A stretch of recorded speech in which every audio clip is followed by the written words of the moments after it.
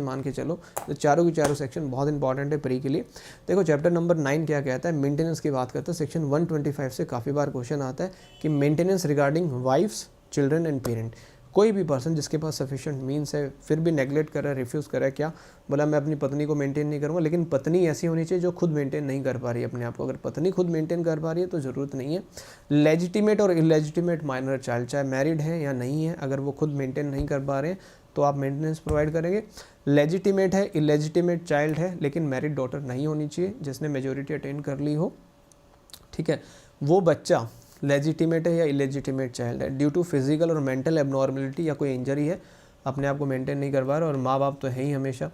तो यहाँ पे जो क्वेश्चन आता है, magistrate first class maintenance allow करेंगे, कितना मेंटेनेंस अमाउंट अलाउ करेंगे ये इन्होंने रेट नहीं लिखा हुआ है, पहले था, जो भी मैजिस्ट्रेट्स आपको ठीक लगता होगा उतना वो अलाउ कर सकते हैं। नाउ नेक्स्ट क्वेश्चन यहाँ से जो पूछा जाता है, क्या इंटरिम मेंटेनेंस भी प्रोवाइड किया जा सकता है? डेफिनेटली किया जा सकता है इंटरिम मेंटेनेंस भी। हाँ, इधर वुमेन और मैन दोनों ही लाइबल होते हैं यहाँ पे पेरेंट्स को जो है अपने को मेंटेनेंस प्रोवाइड करने के लिए। नाउ इंटरिम मेंटेनेंस दिया जा सकता है, ठीक है, एक्सपेंसेस और प्रोसीडिंग भी प्रोवाइड किए जा सकते हैं। अब यहाँ पे जो नेक्स्ट क्वेश्चन आपसे पूछा जाएगा कि जो मंथली अलाउंस है इंटरिम मेंटेनेंस का और एक्सपेंसेस का, ठीक है, उसकी जो प्रोसीडिंग्स हैं वो विद इन 60 डेज़ के अंदर, 60 दिन, कब से? Service of notice of application, ये चीज़ याद रखनी है, 60 दिन के अंदर आप उसको डिसाइड करने का काम करेंगे। माइनर कौन होगा? मेजोरिटी, इंडियन मेजोरिटी एक्ट के अंदर वाइफ मतलब कोई भी वो एक पत्नी जिसने डिवोर्स नहीं लिया है, ठीक है, सॉरी डाइवोर्स्ड है या डाइवोर्स मिला है या दे दिया गया हस्बैंड से, और जिसने शादी नहीं की, हमेशा याद रखना जिसने अभी तक शादी नहीं की है। नाउ सबसेक्शन 2 से बड़ा अच्छा क्वेश्चन पूछा जाता है कि जो भी मेंटेनेंस आप यहाँ पे प्रोवाइड करें वो किस डेट से मिलेगा। जनरली क्या होता है, जो मेंटेनेंस दिया जाता है वो हमेशा डेट ऑफ ऑर्डर से होता है, ठीक है, हमेशा याद रखना, प्री में क्वेश्चन आता है कि मेंटेनेंस जनरली हमेशा डेट ऑफ ऑर्डर से होता है, जिस दिन ऑर्डर पास किया गया। लेकिन अगर कोर्ट अपने ऑर्डर में स्पेसिफिकली मेंशन कर दे कि ये जो मेंटेनेंस है from the date of application मिलना चाहिए, ठीक है, तो उस दिन से मिलेगा। फॉर एग्जांपल आज ऑर्डर आया तो जनरली तो आज से ही मिलना चाहिए, लेकिन अगर कोर्ट लिख दे नहीं उस दिन से मिलना चाहिए जिस दिन एप्लीकेशन लगाई, तो उसी दिन से मिलेगा आपको, ठीक है। ये सबसेक्शन 2 है, ये आपको याद रखना है। सबसेक्शन 3 बड़ा अच्छा है। सबसेक्शन 3 कहता है जिस व्यक्ति के अगेंस्ट हमने मेंटेनेंस का ऑर्डर पास किया है, एक सेकेंड,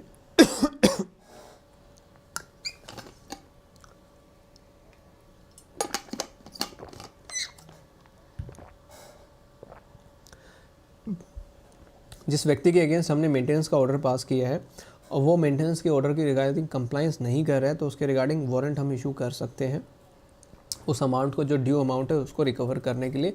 लेकिन हमेशा याद रखिएगा जो वारंट इशू किया जाएगा, ठीक है, ये कह रहा है अगर आपने उसकी भी कंप्लाइंस नहीं की, ठीक है, आपने फिर भी पे नहीं किया एग्जीक्यूशन ऑफ वारंट, तो आपको जेल दे सकते हैं, हम इम्प्रिजनमेंट दे सकते हैं 1 मंथ की, जब तक आप पे नहीं कर देते। अब ये कह रहा है कोई भी वारंट इशू नहीं किया जाएगा जब तक उस अमाउंट को रिकवर करने के लिए जो ड्यू है, कब तक नहीं किया जाएगा?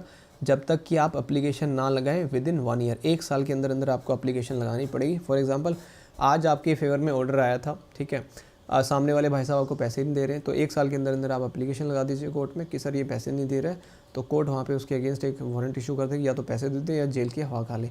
1 साल के अंदर एप्लीकेशन लगा ली, 1 महीने तक की जेल हो सकती है, इससे ज़्यादा कुछ भी नहीं, ठीक है। अभी कह रहा है कि अगर वो पर्सन जो मेंटेन करना चाह रहा है, ठीक है, अपनी वाइफ को मेंटेन करना चाह रहा है, ठीक है, जो अब उसके साथ रह रही है, बट वो मना कर देती है कि मैं तो नहीं रहना चाहती, तो मैजिस्ट्रेट साहब जो है इस चीज़ को कंसीडर करेंगे और मैजिस्ट्रेट साहब अकॉर्डिंगली जो भी ऑर्डर होगा उसको मेंटेन करने की कोशिश करेंगे, ठीक है।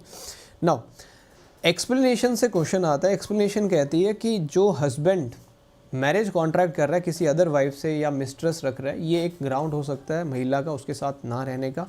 सबसेक्शन 4 कहता है कोई भी वाइफ एंटाइटल्ड नहीं होगी, ये बड़ा इंपॉर्टेंट है, प्री में आता है, कोई भी वाइफ एंटाइटल्ड नहीं होगी मेंटेनेंस रिसीव करने के रिगार्डिंग या एक्सपेंसेस और प्रोसीडिंग के रिगार्डिंग अपने हस्बैंड से, अगर वो अडल्ट्री में रह रही है, पहला ऑप्शन। दूसरा, बिना सफिशिएंट रीज़न से वो मना कर रही है कि मैं तेरे साथ नहीं रहूँगी, या फिर वो तीनों के तीनों, दोनों के दोनों सेपरेटली अलग अलग रह रहे हैं। तो ये प्री का क्वेश्चन है, प्री में भी आता है 3 ग्राउंड से, मेंस में भी आता है 3 ग्राउंड है। अडल्ट्री में रह रही है, बिना किसी सफिशिएंट रीज़न से मना कर रही है, या फिर सेपरेटली रह रही है बाय म्यूचुअल कंसेंट, ठीक है। नाउ सबसेक्शन 5 ये कहता है कि अगर कोर्ट को पता लगता है कि कोई भी वाइफ जो है, ठीक है, अडल्ट्री में रह रही है, बिना सफिशिएंट रीज़न के मना कर रही है या म्यूचुअल कंसेंट से अलग अलग रह रही है, तो कोर्ट जो है ऑर्डर को कैंसिल कर देगा। नाउ 125 के बाद 126। 126 से भी प्री में क्वेश्चन आता है, 3 ग्राउंड है वहाँ पे प्री में। 126 कहता है जो प्रोसीडिंग्स अंडर सेक्शन 125, ठीक है, वो कहाँ पे की जाएंगी, वेयर ही इज़, जहाँ वो लड़का रहता है, या वो या उसकी वाइफ जहाँ रहते हैं, या जो लास्ट में रहे थे ये लोग, ठीक है। ये तीनों चीज़ें याद रखनी है। जितनी भी एविडेंसेस लिए जाएंगे इन प्रोसीडिंग्स के अंदर, सेम प्रोसीजर समन केसेस का अडॉप्ट किया जाएगा। हमेशा याद रखना, जहाँ पे कोई प्रोसीजर प्रिस्क्राइब नहीं तो समन केसेस का प्रोसीजर हम उठा लेंगे, ठीक है, हमेशा समन केसेस का प्रोसीजर हम उठा लेंगे। नाउ मैजिस्ट्रेट एक्स पार्टी भी प्रोसीड कर सकते हैं, अगर सामने वाली पार्टी जो है सर्विस को अवॉइड करे तो एक्स पार्टी मैजिस्ट्रेट साहब जो है ऑर्डर पास कर देंगे। अगर आप एक्स पार्टी ऑर्डर को सेटिसाइड करवाना चाहते हो, ठीक है, तो आप 3 महीने के अंदर अंदर जो है कोर्ट के अंदर अप्लाई करेंगे, विद इन 3 मंथ्स। आपको याद रखना है 3 महीने के अंदर अंदर आप अप्लाई कर देंगे। 127 प्री के लिए आपको पढ़ना है अल्टरेशन एंड अलाउंस। दोनों की सिचुएशन में अगर कोई चेंजेस होता है, सर्कमस्टांसेस में कोई चेंजेस होता है, तो जो अलाउंस हमने दिया उसके अंदर हम बदलाव कर सकते हैं, चेंज कर सकते हैं। 128 आपको हेडिंग पढ़नी है, enforcement of order of maintenance, सिर्फ हेडिंग पढ़नी है, यहाँ से कोई क्वेश्चन नहीं आने वाला। नाउ चैप्टर नंबर 9 भी हमारा कंप्लीट हो गया। अब चैप्टर नंबर 10 की बात करते हैं। चैप्टर नंबर 10 भी एक ऐसा चैप्टर है जो नागालैंड और आपके स्टेट ऑफ ट्राइबल एरियाज पे अप्लाई होता है। 127 में कोई भी लगा सकता है एप्लीकेशन, कोई ऐसा नहीं है कि एप्लीकेशन कौन लगाएगा, ठीक है। On proof of any change in circumstances any person can apply to the court, ठीक है। नाउ चैप्टर नंबर 10 की बात करते हैं, maintenance of public order and tranquillity. यहाँ से वैसे जो क्वेश्चन आता है मैं उसी पे जा रहा हूँ। 129 प्री में अक्सर नहीं आता है, ठीक है, अगर पढ़ना चाहो पढ़ सकते हो। Dispersal of assembly by use of civil force, executive magistrate officer in charge के पास पावर है, ठीक है, रेस्ट नहीं है, ठीक है। 130 हेडिंग पढ़नी है आपको, यूज़ ऑफ आर्म फोर्सेस को यूज़ किया जा सकता है असेंबली को डिस्पर्स करने के लिए। डायरेक्टली मैं आपको लेके जा रहा हूँ जो क्वेश्चन आ रहा है, section number 133 conditional order, very important. Public nuisance, आप लोग आईपीसी में पढ़ते हो, section 123 conditional order for removal of nuisance. यहाँ पे डीएम है, एसडीएम है, या फिर other executive, DM, SDM, EM साहब को अगर स्टेट गवर्नमेंट ने एम्पावर किया है तो ये यहाँ पे कंडीशनल ऑर्डर पास कर सकते हैं, जहाँ पे इनको लगता है कि अनलॉफुल ऑब्स्ट्रक्शन क्रिएट किया गया है, ठीक है, न्यूसेंस कोई क्रिएट कर रहा है, कंस्ट्रक्शन हो रहा है किसी बिल्डिंग का, कोई टैंक है, कोई बिल्डिंग है, कोई मतलब गड्ढा खोद रखा है, कोई डेंजरस एनिमल रखा हुआ है, ठीक है। इनके रिगार्डिंग कंडीशनल ऑर्डर पास किया जा सकता है कि भाई आप इन चीज़ों को ठीक कर लो, ठीक है। अगर आप ठीक नहीं करते हो, देखो लिखा हुआ है रिमूव कर लो या ठीक कर लो, या जो एनिमल है आपके पास उसको डिस्ट्रॉय कर लो, या जो टैंक वगैरह खोद रखा है उसको आप फेंसिंग कर लो। अगर आप ये सारे काम नहीं करते हो तो आपके रिगार्डिंग जो ऑर्डर है कंडीशनल ऑर्डर, उसको साफ साफ लिख दिया जाए, क्यों ना इस ऑर्डर को एब्सोल्यूट कर दिया जाए। ये दिखा why the order should not be absolute, order absolute किया जा सकता है। 133 प्री में आता है। नाउ 133 के बाद डायरेक्टली 136 क्या कहता है, 134 135 नहीं पढ़ना है आपको, आपके एग्जाम में नहीं आता। 136 कहता है कि जो आपने कंडीशनल ऑर्डर पास किया है आप उसको एब्सोल्यूट कर देंगे, ठीक है, और पेनल्टी जो सेक्शन 188 ऑफ आईपीसी में दी हुई है वो आप वहाँ पे अकॉर्डिंगली उसके ऊपर लगा दी जाएगी, ठीक है। 137 अगेन नहीं आएगा, 137 138 नहीं आने वाला, 139 ठीक है सेम नहीं आएगा, 140 आपको नहीं पढ़ना है, 141 आपको नहीं पढ़ना है, ठीक है। अब आपको डायरेक्टली पढ़ना है 142 पे आ जाइए, 142 पे आ जाइए। इंजंक्शन पेंडिंग इंक्वायरी, देखो मैजिस्ट्रेट साहब को लगता है कि जो सेक्शन 133 का ऑर्डर है, ठीक है, वो इमीडिएटली हमें पास करना पड़ेगा, ठीक है, क्योंकि इमीडिएट डेंजर है, बहुत एकदम से खतरा आ चुका है हमारे सामने और हमने इमीडिएटली पास नहीं किया, तो मैजिस्ट्रेट साहब क्या करेंगे, इशू कर देंगे, इंजंक्शन को इशू कर देंगे। इंजंक्शन आपको पता है रोकने के लिए होती है किसी व्यक्ति को कि भैया आपके अगेंस्ट ऑर्डर अभी नहीं आ रहा है, ठीक है, हम इंजंक्शन दे रहे हैं कि जब तक वो हम डिटरमाइन नहीं कर लेते मैटर, आप कोई भी काम नहीं करने वाले हो। अगर कोई व्यक्ति उस इंजंक्शन को ओबे नहीं करता है तो मैजिस्ट्रेट साहब हिमसेल्फ खुद, ठीक है, या किसी और से वो जो है जो भी डेंजर है उसको वहाँ से ऑब्विएट करवा लेंगे, हटवा देंगे, और कोई भी सूट जो है मैजिस्ट्रेट के खिलाफ नहीं फाइल किया जाएगा, ठीक है, अगर उन्होंने ये सारी चीज़ें गुड फेथ में की। तो 142 प्री में आता है, direct section based question. Now 143 कहता है मैजिस्ट्रेट जो है प्रोहिबिट कर सकते हैं रेपुटेशन और continuous of public nuisance. DM साहब, एसडीएम साहब और एग्जीक्यूटिव मैजिस्ट्रेट को अगर स्टेट गवर्नमेंट ने एम्पावर किया हुआ है तो ये ऑर्डर पास कर देंगे कि दोबारा से ये सारे काम नहीं करना आप, ठीक है। So this is 143। चलिए नेक्स्ट चलते हैं, 143 तक हो गया ना सबका। आइए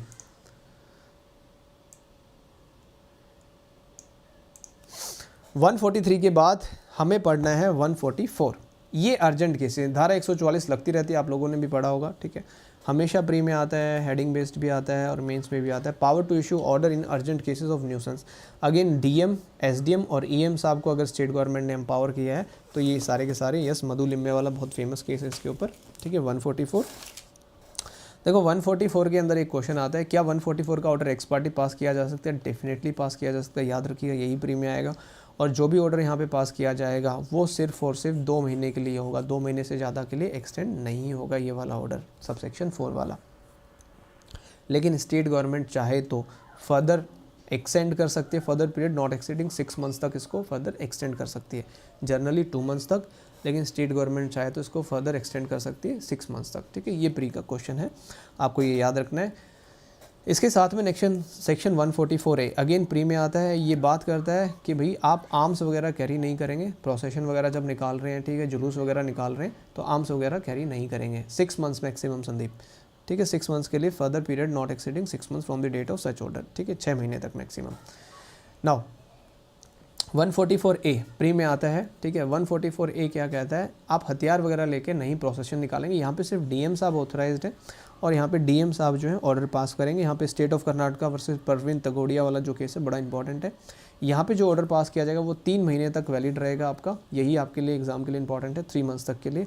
और सबसेक्शन 4 कहता है फर्दर इसको 6 मंथ्स के लिए भी एक्सटेंड किया जा सकता है, तो वहाँ पे 2 मंथ्स, यहाँ पे 3 मंथ्स, वहाँ पे भी 6 मंथ्स था, यहाँ पे भी 6 मंथ्स था, ठीक है, लेकिन ओनली डीएम, ये चीज़ याद रखनी है, ओनली डीएम। नाउ 144 हेडिंग हमें पढ़नी है, सिर्फ एग्जीक्यूटिव मैजिस्ट्रेट साहब यहाँ पे एम्पावर्ड हैं, ठीक है, ये ऑर्डर पास कर सकते हैं। 145 के अंदर आपको हेडिंग पढ़नी है, ठीक है। प्रोसीजर क्या रहेगा जहाँ डिस्प्यूट होता है लैंड वाटर को लेके, वैसे जनरली बहुत कम चांसेस होते हैं यहाँ से प्री में क्वेश्चन पूछा जाए। डायरेक्टली आपको आना है 145 के बाद 146, अगेन हेडिंग आप लोग पढ़ेंगे, power to attach subject of disputes उसी से कनेक्टेड है। 147 भी आप हेडिंग पढ़ेंगे, ठीक है, पानी और उसके ऊपर ज़मीन के ऊपर विवाद हो जाता है। यहाँ पे 2 चीज़ें याद रखना, देखो 145 के अंदर जो सबसेक्शन 4 का प्रोवाइडेड है 2 मंथ्स का टाइम पीरियड याद रखना है, डायरेक्टली कुछ नहीं समझना, सिर्फ 2 मंथ्स याद रखना है। और 147 के सबसेक्शन 3 का जो प्रोवाइडेड है वहाँ पे 3 मंथ्स का टाइम पीरियड है, वो आपको याद रखना है। That's all for this. 148 local inquiry नहीं पढ़नी है आपको। Now come to chapter number 11 preventive action of the police. Chapter number 11 पे आइए। State of Karnataka versus Praveen Togadia, Bhavika Singh, state of Karnataka versus Praveen Togadia. Chapter number 11 पे आइए, preventive action of the police, pre के लिए इंपॉर्टेंट है सिर्फ। 149 कहता है पुलिस जो है प्रिवेंट करेगी कॉग्निजेबल ऑफेंसेस को, जितने भी पुलिस ऑफिसर हैं, ठीक है, इंटरपोज करेंगे for the purpose of preventing, ठीक है, जो भी उनको ठीक लगता होगा कॉग्निजेबल ऑफेंस को प्रिवेंट करेंगे। हेडिंग प्री के लिए 150 अगेन हेडिंग प्री के लिए इन्फॉर्मेशन दी जाएगी, जो भी कमिट हो रहा है कॉग्निजेबल ऑफेंस, पुलिस ऑफिसर जो भी इन्फॉर्मेशन रिसीव कर रहे हैं, ठीक है, वो कम्युनिकेट करेंगे सच इन्फॉर्मेशन पुलिस ऑफिसर को, जो भी सबऑर्डिनेट उनके नीचे, जिनकी ड्यूटी है प्रिवेंट करने की। और 151 अरेस्ट किया जा सकता है किसी व्यक्ति को कॉग्निजेबल ऑफेंस को रोकने के लिए, ठीक है। 151 वही 24 आवर्स के अंदर आप पेश करेंगे उसको। Prevention of injury to public property, again 152 भी पुलिस ऑफिसर की ड्यूटी लगाता है कि वो रोकने की कोशिश करेंगे कि पब्लिक प्रॉपर्टी को कोई इंजरी ना हो। 153 कोई भी ऑफिसर इंचार्ज है पुलिस स्टेशन, इनके पास पावर है बिना किसी वारंट के किसी भी प्लेस में घुस सकते हैं। जो वेट एंड मेजर्स नहीं होते, जैसे पहले आप सामान वगैरह लेने जाते तो वो बाट होते थे, बाट से तोलते 1 kg 2 kg को, ऐसे वेट करके आपको देते थे सामान।